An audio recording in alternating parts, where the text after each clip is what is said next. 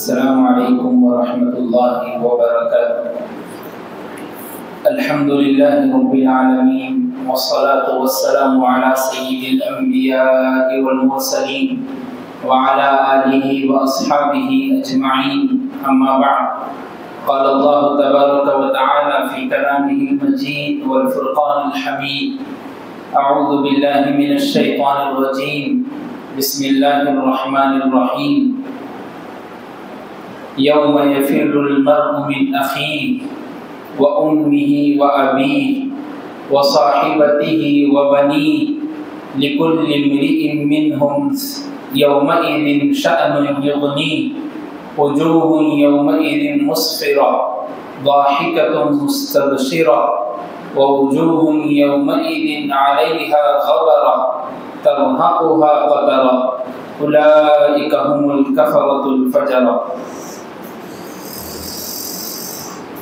قال النبی صلی اللہ علیہ وسلم کلکم راع وکلکم مسئول عن رعیتہ، او کما قال علیہ الصلاۃ والسلام۔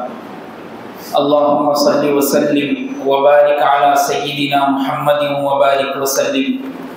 اللہم صل وسلم وبارک علی سیدنا محمد وبارک وسلم۔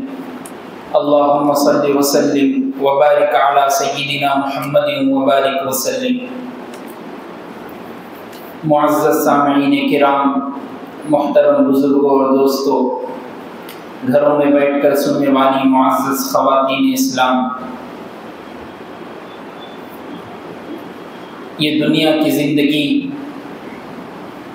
جس کا کوئی بھروسہ نہیں، آخرت کی زندگی اٹل اور حقیقت ہے، موت برحق ہے اور سب جاندار کو اس کا مزہ چکھنا ہے۔ کل نفس ذائقۃ الموت، کہ ہر نفس کو موت کا مزہ چکھنا ہے۔ کئی دنیا میں بڑے بڑے سائنسداں پیدا ہوئے، بڑے بڑے اسکالر پیدا ہوئے، بڑے بڑے مذہب پر ریسرچ کرنے والے پیدا ہوئے۔ ہر کسی نے کسی نہ کسی مذہب کو کم بتایا تو کسی کو بڑھا چڑھا کر بتایا، کسی نے کسی کا انکار کر دیا تو کسی نے کسی کا اقرار کر لیا۔ اور آج بھی ہم دیکھتے ہیں عیسائیت مذہب اسلام کا انکار کرتی ہے، اس لیے کہ پروفٹ محمد رسول اللہ صلی اللہ علیہ وسلم کے لائے ہوئے دین کو تسلیم نہیں کرتے۔ لیکن آپ اندازہ لگائیے، کوئی دنیا میں ایسا شخص آج تک پیدا نہیں ہوا، نہ قیامت تک پیدا ہو سکتا ہے کہ جس نے موت کا انکار کر دیا۔ کوئی دنیا میں آج تک پیدا نہیں ہو، چاہے وہ کتنا بھی بڑا محدث بھی ہو، مفقی بھی ہو، مفسر بھی ہو، سائنسداں بھی ہو، اسکالر بھی ہو، چاہے وہ رائٹر بھی ہو، مصنف بھی ہو، چاہے وہ سیاسی پارٹی کا قائد بھی ہو، لیڈر بھی ہو، چاہے وہ کسی کا بادشاہ بھی ہو، چاہے وہ کسی حکمران کا سلطنت کا مالک بھی ہو، سب کو موت کا مزہ چکھنا ہے۔ لیکن اس موت کے بعد محشر کی بھی ایک زندگی ہے، وہ محشر کہ جس کی ہولناکی، جس کی سختی، جس کی تکلیف کو بدعمل انسان برداشت نہیں کر سکتا۔ نیک عمل کرنے والے کو تو وہ وحشت اور ہولناکی محسوس بھی نہیں ہوگی اور نہ اللہ دیں گے، اس لیے کہ وہ نیک عمل کرتا تھا۔ لیکن بد عمل کرنے والوں کے لیے اس کی ہولناکی اور سختی کا انجام ہم اور آپ اگر صرف ایک دو باتیں سنیں گے تو محسوس کر لیں گے۔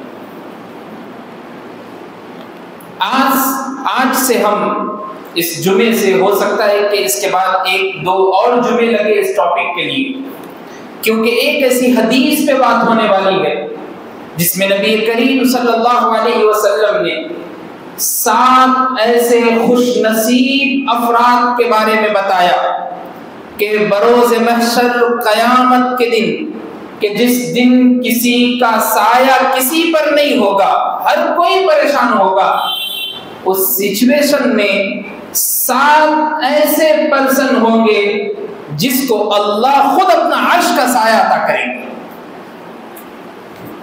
وہ 7 خوش نصیب کون ہیں؟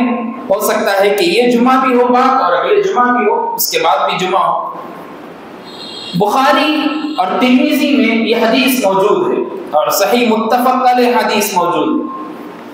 حضرت ابو ہریرہ رضی اللہ عنہ فرماتے ہیں کہ میں نے رسول اللہ صلی اللہ علیہ وسلم کو ارشاد فرماتے ہوئے سنا، 7 قسم کے لوگوں کو اللہ تعالیٰ اس دن عرش کا سایہ عطا فرمائیں گے کہ جس دن اللہ کے علاوہ کوئی اور سایہ ان کو نہیں ہوگا۔ وہ 7 خوش نصیب کون ہیں؟ نمبر 1، سب سے پہلا شخص منصف بادشاہ، انصاف کرنے والا شخص، انصاف کرنے والا حکمران اور بادشاہ۔ دوسرا شخص وہ نوجوان جس نے اپنے رب کی عبادت میں پرورش پائی، یعنی اس کی پوری جوانی رب کی عبادت میں گزر گئی، یہ نوجوان ہے۔ ایک ہوتا ہے رجل یعنی مرد میں بوڑھا سب شامل ہو جاتا، یہ ہے شباب یعنی صرف اور صرف نوجوان۔ تیسرا وہ شخص جس کا دل مسجد میں اٹکا ہوا رہتا ہے، معلق فی المساجد، کہ ایک ایسا شخص جس میں نوجوان ہے، بوڑھا ہے، بچہ ہے، سب کچھ شامل ہے، ایسا شخص جس کا دل مسجد میں اٹکا ہوا ہو، قیامت کے دن اس کو عرش کا سایہ عطا ہوگا۔ نمبر 4، وہ 2 آدمی جو اللہ کے لیے محبت رکھتے ہوں اور اس کے لیے ملاقات کرتے ہوں اور جدا ہوتے وقت بھی صرف اسی کے لیے جدا ہوتے ہوں۔ وہ 2 شخص جو صرف اور صرف محبت بھی کر رہے تو اللہ کے لیے، ملاقات بھی کر رہے تو اللہ کے لیے، جدا بھی ہو رہے ملاقات کے بعد تو بھی اللہ کے لیے، یعنی ان دونوں کی ملاقاتوں میں کوئی گناہ والا کام ان 2 بندوں سے نہیں ہو رہا، اس لیے کہ اللہ کے لیے ملاقات ہو رہی ہے، اللہ کے لیے جدائی ہو رہی۔ 5واں شخص وہ شخص جس کو صاحب منصب، خوبصورت عورت گناہ کی دعوت دے اور وہ یہ کہہ کر ہٹ جائے کہ میں اللہ سے ڈرتا ہوں۔ ایسی عورت ہے جو صاحب منصب ہے، یعنی اس کے پاس پیسہ ہے، دولت ہے، مال ہے، سب کچھ ہے، اور ساتھ ہی ساتھ خوبصورت بھی ہے، اور اکیلے میں وہ عورت بلا رہی ہے اور وہ شخص کہہ رہا ہے کہ میں نہیں آ سکتا اس لیے کہ میں اللہ سے ڈرتا ہوں۔ قیامت کے دن اس کو عرش کا سایہ عطا ہوگا۔ 6واں شخص جو خفیہ صدقہ کرتا، چھپ چھپ کر صدقہ کر رہا ہے، ایسا چھپ کر صدقہ کر رہا ہے کہ دائیں ہاتھ سے دے رہا ہے، بائیں ہاتھ کو خبر نہیں مل کہ دائیں ہاتھ نے خرچ کر دیا، بائیں کو فکر نہیں۔ ایسا شخص قیامت کے دن عرش کا سایہ عطا ہوگا۔ 7واں اور آخری شخص جو تنہائی میں اللہ کا ذکر کرتا ہو اور اللہ کے خوف اور ڈر کی وجہ سے اس کے آنکھ سے آنسو جاری ہو جاتے ہیں، کسی کے دکھاوے کے لیے نہیں بلکہ اکیلے میں بیٹھ کر اللہ کا ذکر کرتے کرتے آنکھ سے آنسو نکل گئے اور خشیت اور ڈر میں اتنا رویا کہ صرف اور صرف اللہ کی۔ یہ 7 شخص ہے۔ ہم سب سے پہلے شخص کے بارے میں ذرا ڈیٹیل میں معلومات حاصل کرتے ہیں۔ پہلا شخص جس کے بارے میں کہا گیا کہ قیامت کے دن اس کو عرش کا سایہ عطا ہوگا جس دن کوئی سایہ نہیں ہوگا، اس سے پہلے اس شخص کے بارے میں معلومات سے پہلے ہم عرش اور میدان محشر کی وہ ہولناکی کو سمجھیں۔ میدان محشر کی کیا تابناکی ہوگی اور کیسے لوگ بدعمالیوں کی وجہ سے اس وقت میں اس سچویشن میں گھرے ہوں گے۔ قرآن مجید میں اللہ نے کئی مقامات پر اس میدان محشر کی ہولناکی کے بارے میں ذکر فرمایا۔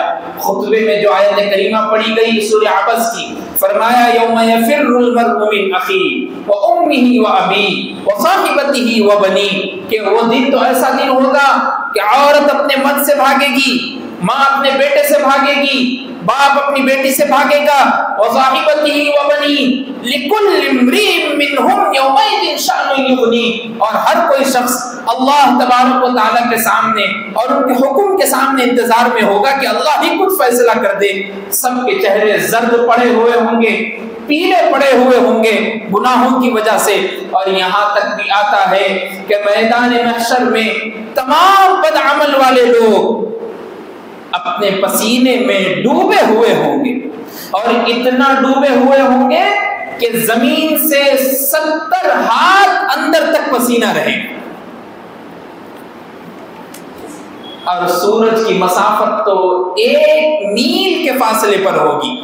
حدیث میں کہا گیا، اور صحابی فرماتے ہیں اللہ کے رسول صلی اللہ علیہ وسلم نے 1 میل کہا، مجھے نہیں معلوم کہ وہ 1 میل کلومیٹر والا ہے یا وہ جو سرما لگائی ہوئی سلائی ہوتی ہے اس کی طرف اشارہ کیا، مجھے نہیں معلوم۔ ہو سکتا ہے کہ سورج اتنی فاصلے پر ہو سکتا ہے کہ 1 میل کے فاصلے پر ہو، مجھے نہیں معلوم، لیکن اللہ کے رسول صلی اللہ علیہ وسلم نے فرمایا، اور یہاں تک فرمایا کہ وہ پسینے میں اتنا ڈوبے ہوئے ہوں گے، اپنے ہاتھ کے اشارے سے اپنے منہ کی طرف اشارہ کر کے فرمایا یہاں تک ڈوبے ہوئے ہوں گے۔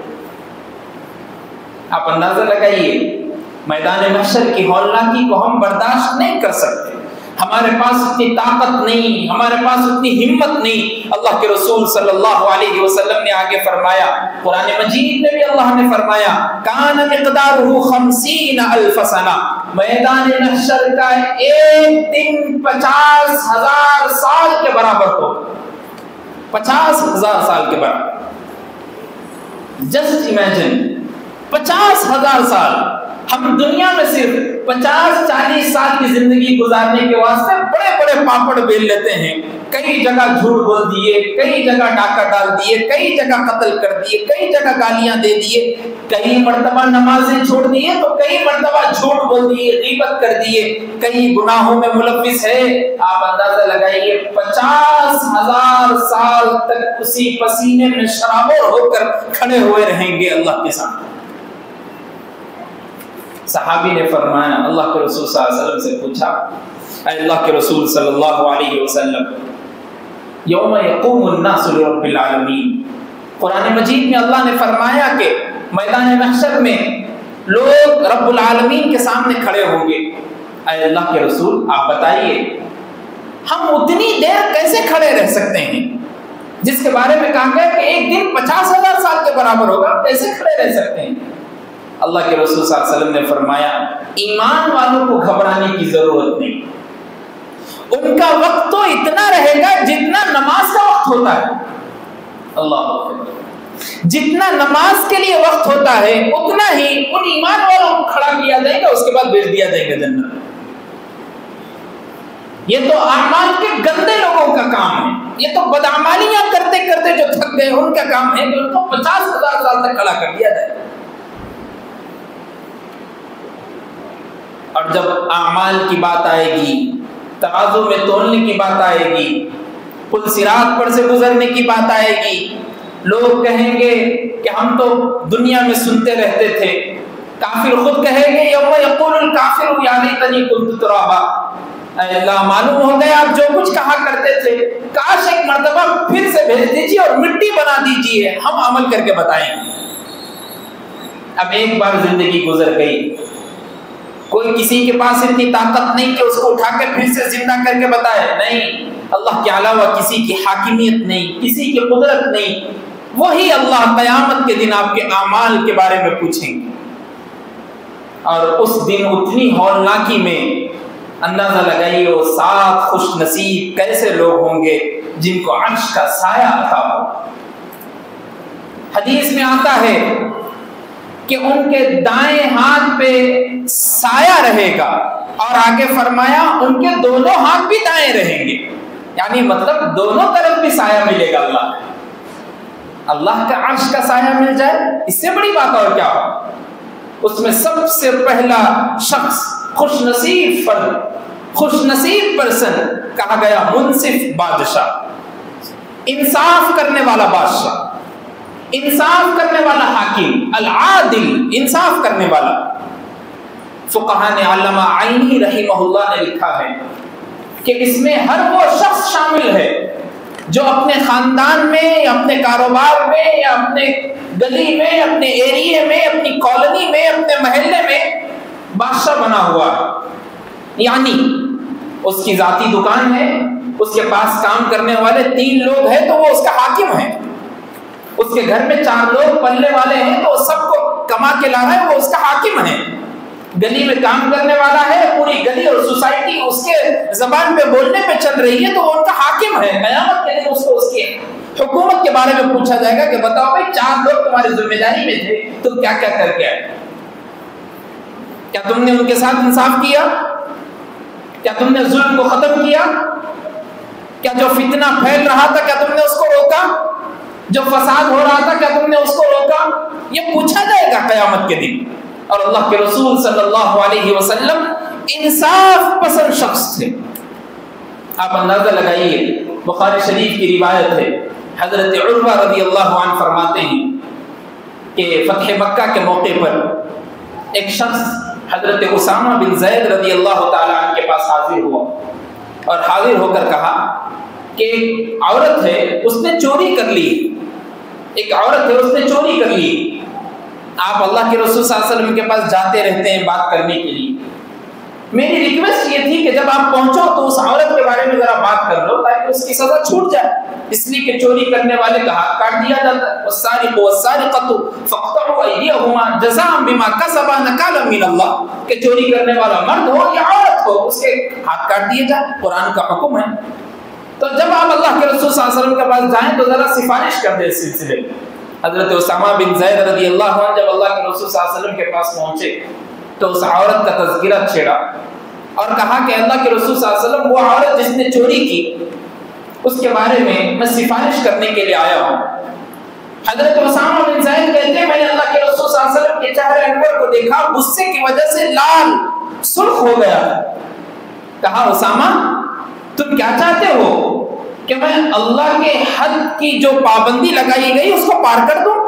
اللہ کا حد تو یہ تھا کہ اس کا ہاتھ کاٹ دیا جائے, میں پار کر کے اس کے حد کی ناقدری کر دوں کہ اس کو چھوڑ دوں اور تم اس کی سفارش کرنے آئے ہو؟ یہ بہت غلط کام کیا. حضرت اسامہ نے کہا اللہ کے رسول صلی اللہ علیہ وسلم میرے سلسلے میں آپ معافی مانگ لیجئے, میں آئندہ سے ایسی بات نہیں کہوں گا. اس کے بعد اس عورت کو بلایا گیا. مسجد نبوی میں اللہ کے رسول صلی اللہ علیہ وسلم ممبر پر کھڑے ہوئے, خطبہ ارشاد فرمایا. جو جو اللہ کی توصیف حمد و ثنا بیان کرنی تھی اپنے کی. اس کے بعد تمام لوگوں کے سامنے یہ اعلان اعلان کہا, یاد رکھو پچھلی امتوں کے لوگ اس لیے برباد اور خسارے میں چلے گئے کہ جب ان میں سے کوئی مالدار شخص کوئی گناہ کا کام کرتا تو اس وقت کے بادشاہ اور امیر اور حکمران اس کی دولت کو دیکھ کر چھوڑ دیتے تھے, اس لیے اللہ کا عذاب ان کی ساری قوم پر آ جاتا تھا. لیکن یاد رکھو جو شخص بھی اس وقت اللہ کے حد کو پار کرے گا, محمد رسول اللہ صلی اللہ علیہ وسلم جو اللہ نے حکم دیا ہے اس کے حکم پر مکمل اتر کر بتائیں گے. اس عورت کو بلایا گیا, تمام لوگوں کے سامنے اس کا ہاتھ کاٹا گیا چوری کی وجہ سے, اور اس کے بعد اس عورت نے توبہ بھی کی, نکاح بھی کی. اما جان حضرت عائشہ رضی اللہ عنہا فرماتی ہیں وہ عورت میرے پاس آتی تھی, مجھ سے کوشچن سوالات کرتی تھی اور اس کے سوالات حضور تک پہنچاتی تھی اور حضور جواب دیتے تو پھر میں اس عورت کو جواب دیتی. آپ اندازہ لگائیے, اللہ کے رسول صلی اللہ علیہ وسلم انصاف کو پسند کرتے تھے, منصف تھے, عادل تھے, اس لیے کہ قرآن مجید میں کہا گیا ان اللہ یأمر بالعدل, کہ بے شک اللہ انصاف کا حکم دیتا ہے.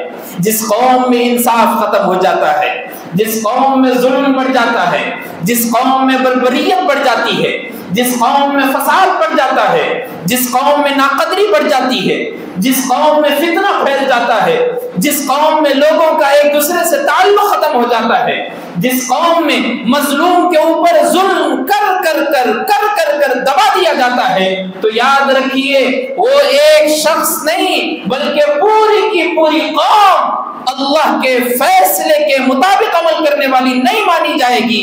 اس کے خلاف اللہ تبارک و تعالیٰ فیصلہ کریں گے دنیا میں بھی اور قیامت کے دن. کیسے انصاف والے صحابہ کرام, امیر المومنین عمر بن الخطاب رضی اللہ تعالی عنہ, اللہ اکبر, انصاف پسند حکمران. آپ صرف اس واقعے سے اندازہ لگائیے, آپ کے بیٹے عبد الرحمن رضی اللہ تعالی عنہ ایک مرتبہ نبیذ جو کھجور سے نچوڑ کر بنائی جاتی ہے, اس کا شربت کھجور کا, اس کو نبیذ کہا جاتا ہے. وہ نبیذ آپ نے زیادہ پی لی عبد الرحمن رضی اللہ تعالیٰ، تو اس سے تھوڑا آپ کو نشہ چڑھ گیا، تھوڑا نشہ چڑھا اس لیے کہ زیادہ پی لی۔ آپ مصر کے گورنر کے پاس پہنچے، گورنر کا نام حضرت عمر بن عاص رضی اللہ تعالیٰ، جس کو خود امیر المومنین عمر فاروق رضی اللہ عنہ نے گورنر بنائے۔ پہنچ کر کہا میں نے نبیذ زیادہ پی لی جس کی وجہ سے میرے اندر نشہ پیدا ہو گیا، آپ میرے اوپر حد جاری کر دیجیے، ماریے، کیا حکم ہے، فیصلہ جو ہے قرآن کا کریے۔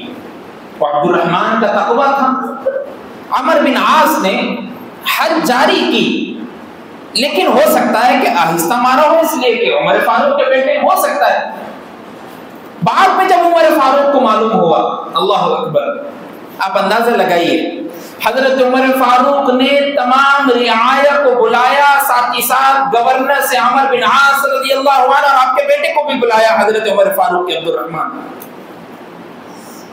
بلا کر پھر سے دوبارہ لوگوں کے سامنے کوڑے سے حد جاری کی، دوبارہ اپنے بیٹے کے، ایک مرتبہ ہو گئی، پھر سے دوبارہ کیا، کہا لوگوں یاد رکھو، لوگوں یاد رکھو، عمر کا بیٹا ہی کیوں نہ ہو، اگر غلطی کی، خلاف شرع کام کیا تو عمر اس کے اوپر بھی حد جاری کر سکتا ہے۔ اس لیے اللہ کے رسول صلی اللہ علیہ وسلم نے خطبے کے موقع پر کھڑے ہو کر ارشاد فرمایا تھا، اس عورت نے نہیں، اگر محمد الرسول اللہ کی بیٹی فاطمہ بھی چوری کرتی تو یہ محمد فاطمہ کا بھی ہاتھ کاٹ دیتا۔ انصاف کے مالک، انصاف پسند حکمران، الامام العادل اللہ پسند کرتا ہے۔ قیامت کے دن ایسے شخص کو اللہ کا سایہ عطا ہوتا ہے، معمولی بات نہیں۔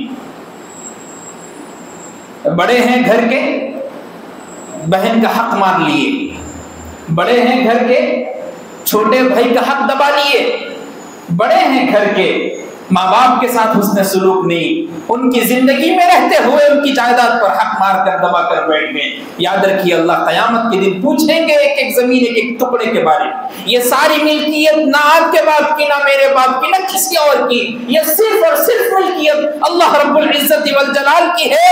اس کے ایک ایک ٹکڑے اور ذرے کے بارے میں قیامت کے دن میدان محشر میں سوال ہوگا اور آپ کو جواب دینا پڑے گا، ورنہ یاد رکھیے اللہ کی لاٹھی میں آواز نہیں ہے، لگتی ہے تو پھر چیخیں نکلتی ہے، جس کو پورا معاشرہ آپ کو دکھائی دے گا۔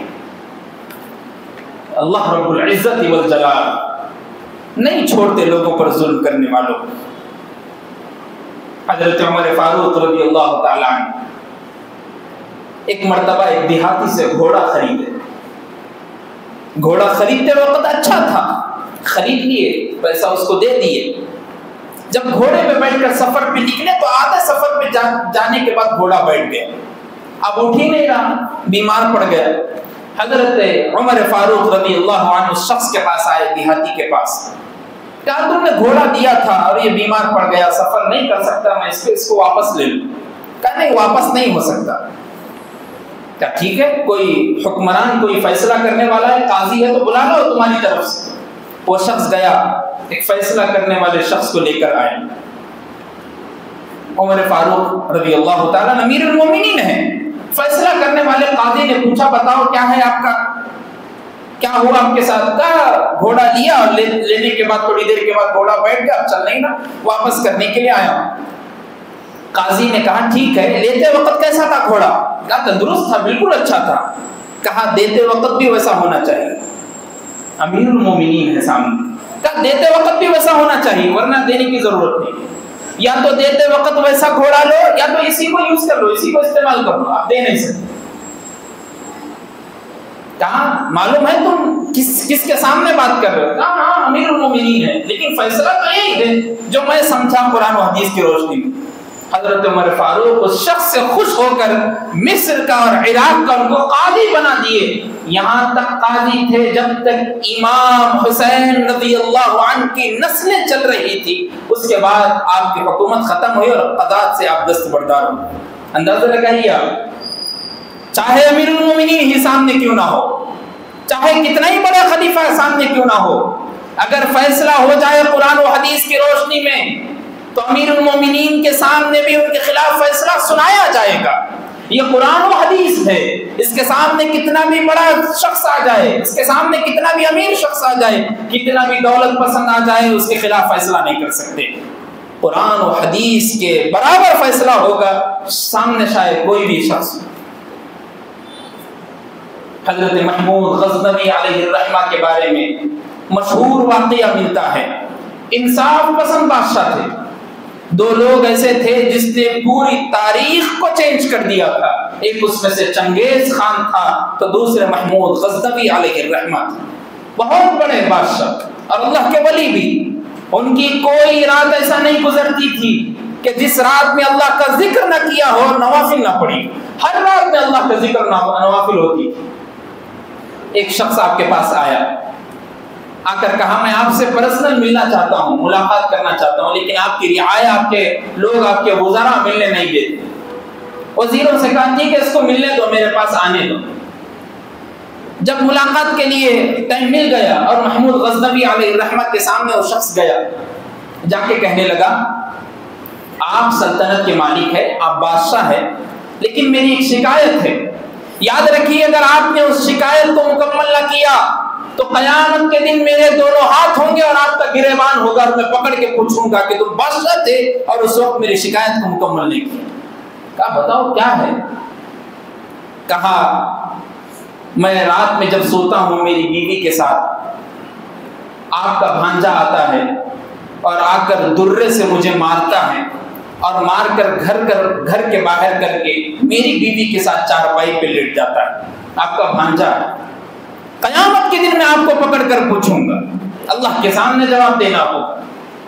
حضرت محمود غزنوی علیہ الرحمہ نے کہا ٹھیک ہے تم جاؤ، جب بھی وہ تمہارے گھر پر آئے تم میرے پاس ملاقات کے لیے آ جانا۔ اگر یہ وزیر تمہیں ملاقات کے لیے نہ دیں تو ایک کام کرنا، ایک راستہ میں تم کو بتاتا ہوں، وہاں سے آ کر میرا نام لے کے پکارنا، میری کھڑکی میں، میرے کمرے کی کھڑکی میں آواز آ جائے کہ میں سمجھ جاؤں گا، میں خود تمہارے تک پہنچ جاؤں۔ 2 دن گزر گئے، وہ بھانجا پھر آیا، آ کر درے سے مارا، آدمی کو باہر کیا، اس کا عورت کے ساتھ لیٹ گیا۔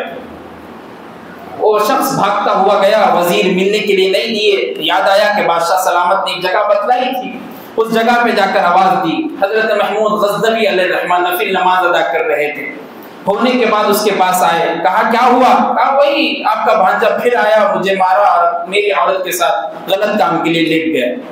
حضرت محمود غزنوی علیہ الرحمہ اکیلے بادشاہ ہے، کسی وزیر کو نہیں، کسی شخص کو نہیں، اکیلے خود اس شخص کے ساتھ نکلے اور اس کے گھر پر پہنچے۔ جا کر دیکھا وہ جو بات کہی تھی وہ صادق تھی، سچی تھی۔ چراغ جل رہا تھا، اس چراغ کو بجھایا اور بجھا کر اپنی تلوار نکال کر اس کا گردن کاٹ دی۔ بھانجا ہے، سگا بھانجا ہے، بہن کا بیٹا ہے۔ چراغ بجھایا، گردن کاٹ دی اور اس کے بعد خون وغیرہ صاف کر دیا۔ پھر بیٹھ گئے گھر میں، بیٹھ کر کہا کچھ کھانے کے لیے ہے تو لاؤ۔ کہا کھانے کے لیے تو کچھ نہیں بنا، کل اور پرسوں کی 2-3 روٹیاں ہیں، اگر بولو تو لاؤ۔ ٹھیک ہے لا لو۔ پانی بھی مانگا، پانی بھی دے دیا گیا، پانی میں روٹی کو ڈبا کر کھانا شروع کر دی۔ جو شخص دیکھ رہا تھا پوچھا تعجب سے یہ کیوں کیا، مجھے معلوم نہیں ہوا۔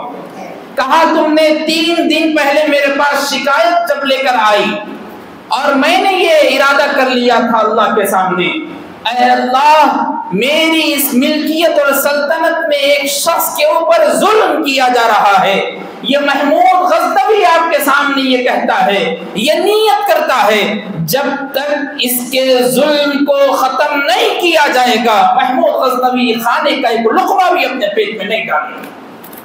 3 دن تک بھوکے اور پیاسے رہے محمود غزنوی علیہ السلام۔ انصاف ہونا چاہیے تو ایسا، منصف ہونے چاہیے تو ایسے، عادل ہونے چاہیے تو ایسے۔ یاد رکھیے جب ہی جا کر قیامت کے دن کے جس دن کسی کو سایہ نہیں ہوگا، اللہ اپنا عرش کا سایہ عطا کریں گے، وہ 7 خوش نصیب لوگوں میں سے سب سے پہلا شخص ہوگا وہ منصف بادشاہ ہوگا۔ کئی ایسے واقعات کتابوں میں ملتے ہیں۔ عمر بن عبدالعزیز رحمۃ اللہ علیہ کا دور انصاف سے بھرا ہوا، کسی بھیڑی کے اندر طاقت نہیں ہوتی تھی کہ وہ بکری پر حملہ کر کے بکری کو کھا لے، کسی بھیڑیے پر نہیں، اس کا ٹائم پہ کھانا اس تک پہنچ گئے۔ ایک مزدور جا رہا تھا، اس کی بکری کو ایک بھیڑیے نے کھا لیا. وہ مزدور اوپر آسمان کی طرف اٹھا کر کہا شاید ہو سکتا ہے کہ عمر بن عبدالعزیز وفات پا جائے، اس لیے یہ کام ہو.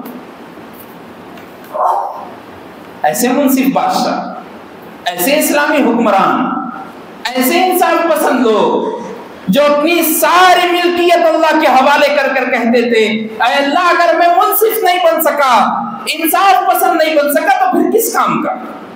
ایسے ہی ہر شخص، ہر جوان مرد، ہر بوڑھا مرد اپنے گھر میں ذمہ دار ہے، اپنی کالونی میں ذمہ دار ہے، اپنے دکان کا سیٹ ہے اس کا ذمہ دار ہے.